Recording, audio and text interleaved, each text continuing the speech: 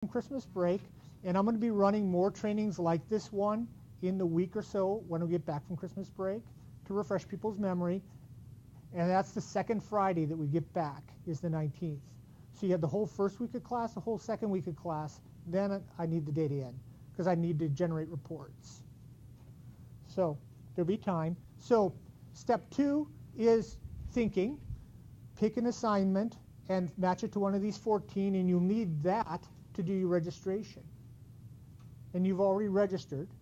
And if you registered and you're like, oh, I should have picked something else, let me know and I can swap your registration. It's just a bit of manual work for me. Okay, step 3 is register to report, and you've all done that. I've now changed the password on the registrations to prevent people from continuing to register. Eventually I have to draw the line. So the registrations we've got are the registrations we've got. On the plus side, we've got like 270 registrations, which is going to keep me plenty busy.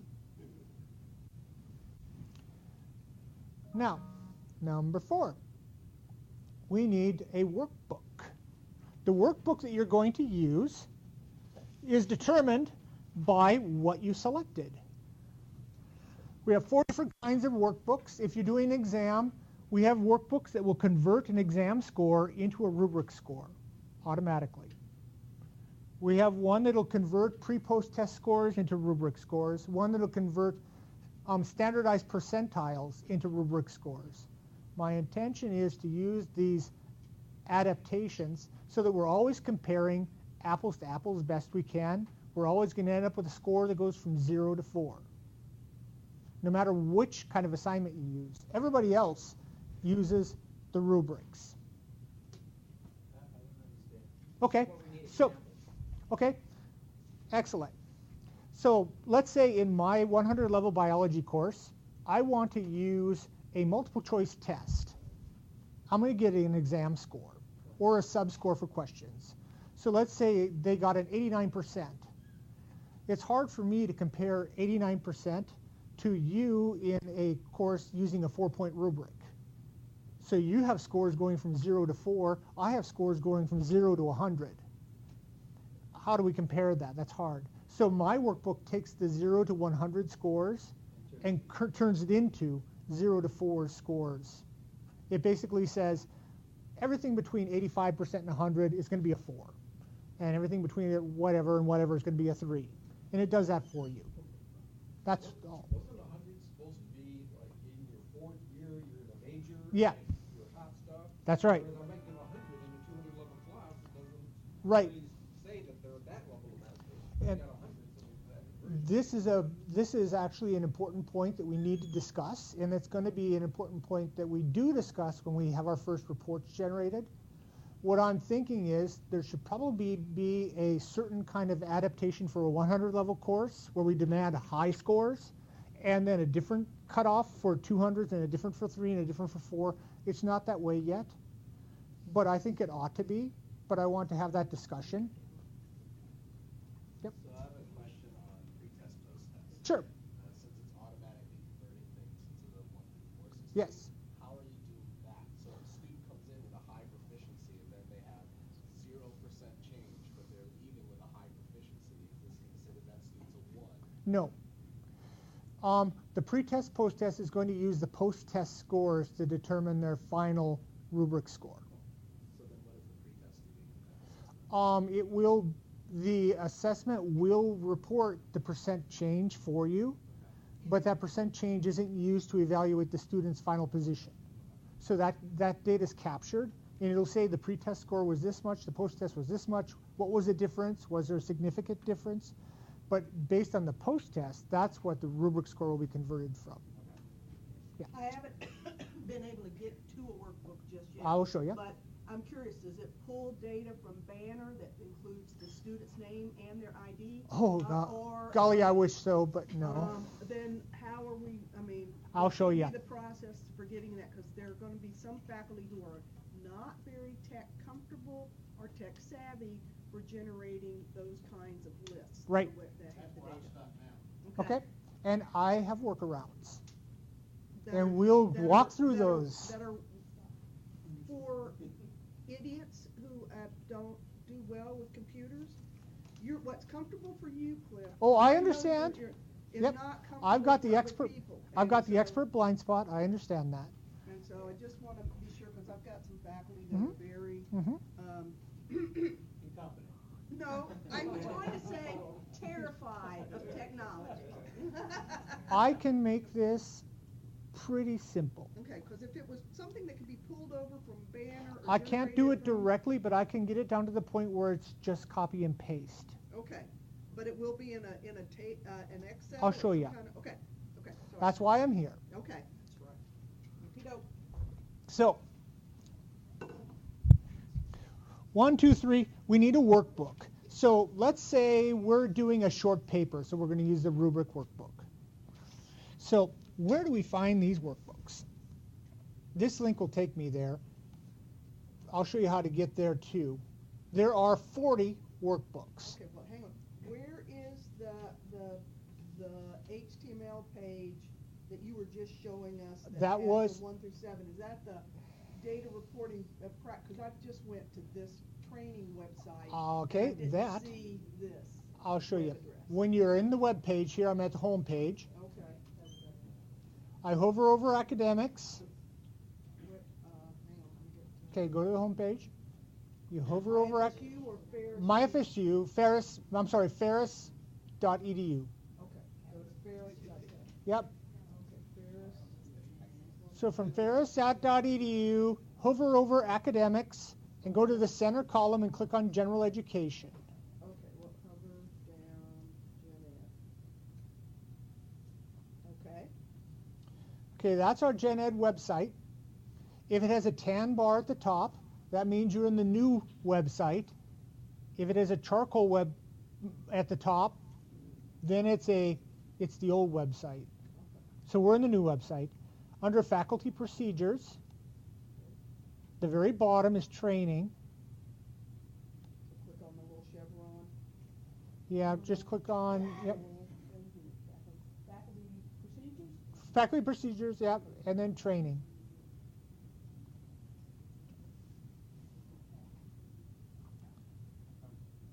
Okay, I'm back to training materials, which is where Okay. it was. Yep. Now, this handout from October 11 is the one I've done 5 training sessions on now. This is number 6. And when you click on that, you'll get the document. Okay, click on the PDF. Click on the PDF, and you'll open up the 7 chevrons, and the second page of that PDF is all of the different kinds of Assignment. assignments. Okay. Yep. So are you under training? Training, yes. Training Under, and then what? um, Sixth one down? the very first one, That one. that handout. Yeah. Yep. Anybody else? Yeah, these things, it's always good to have a team player. And I will send you guys this link to this page so that you have it. So on number 4, download workbook. Number 4, down. Workbook, okay. There are 40 different Excel workbooks that I've made. Okay, well, hang on. Did somebody get that? Number HTML 4. to work? That link should click. Nope. Mine works. It's not clicking on my Oh. PDF reader doesn't like your document. It's Okay. something within, Or you can copy that URL and paste it into your browser. okay.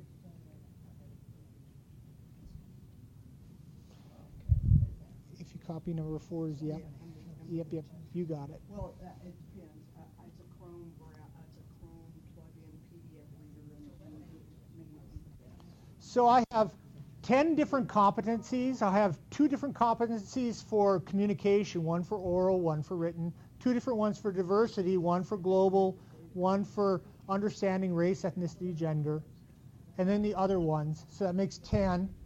And there are 4 different workbooks, and depending on your assignment, you would need one of them. So like I said, we're going to pretend that we're doing a short paper. Oh, okay, hang on. Okay. I hate So these are the workbooks. Okay. These are this the is competencies. and the one that we're working with is. You could work no, with the- anyone you want. Right, culture though was the one that. Sure. Okay, and then from here, these are the 4 different types Right, that the- you were describing from Here, over here. that's Okay. right. Okay. And if you click on those, it should download the Excel workbook right into your computer. Okay. So if I take culture, I'm going to take the rubric. Yeah. On that one, you said the rubric was for a paper, but if I have a score for a paper, I can use the first rubric, right? Yeah, if you have a score for a paper, use the score one and let it adapt it. So then my workbook,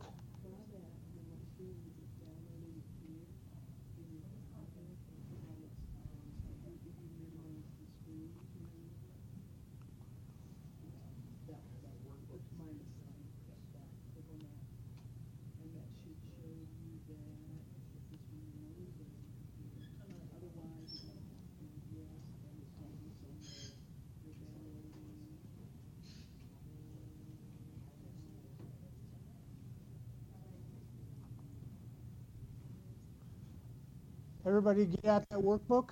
No, because Okay. it's downloading it wherever it wants. Oh, And- that's yeah, unfortunate. And since this isn't his regular. Right, computer, I understand. Is there a downloads folder? We're just finding this, so try, scroll, see, will it let you scroll down any further? No. Try the document, see if in the documents, there's a download. Okay, there's a download. Now. That's the top one. No, that's a Word No, document. No, no. No, that's one of our classes. Yeah, it's this one, cult rubric. Okay. Any And of that's those. just- are multiple copies of the Yeah, same. any one of them will work. You got it. Okay. If we're evaluating 121 public speech, Yep. we all need to use the same workbook, right, or don't we? If you have a multi-section course, the Gen Ed committee is agnostic as to how you do this. Meaning, if you wish, you can assign one person to report all the data for that one course. Send all your data, make one gigantic workbook for 121. We don't care. Or, if it works better for you, you can say, hey, every individual instructor, do your own workbook. That works for us too. So either way doesn't matter to us. It doesn't matter if you use the same or different workbook? Well, they would be they'd use the same workbook but a different document. They'd be identical versions, but they'd be separate You don't have documents. to use the same workbook. No. You're just interested in the aggregate. We're going to aggregate your data anyway, so whether it's one workbook or 18, it's going to be the same in the end.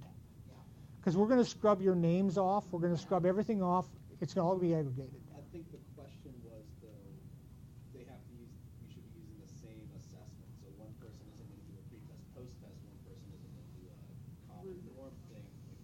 We've left it flexible enough that if we can't get consensus, it'll be okay. We'll take what you give us. So if one does a pre-test, post-test, and one does a short paper, and another person does a student project, we won't care because we're going to aggregate all that data anyway.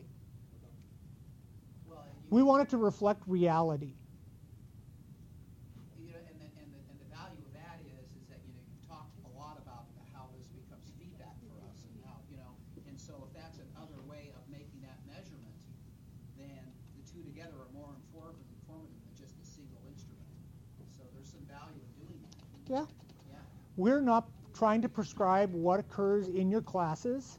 We're trying to capture data to report back on how everything's working across the program.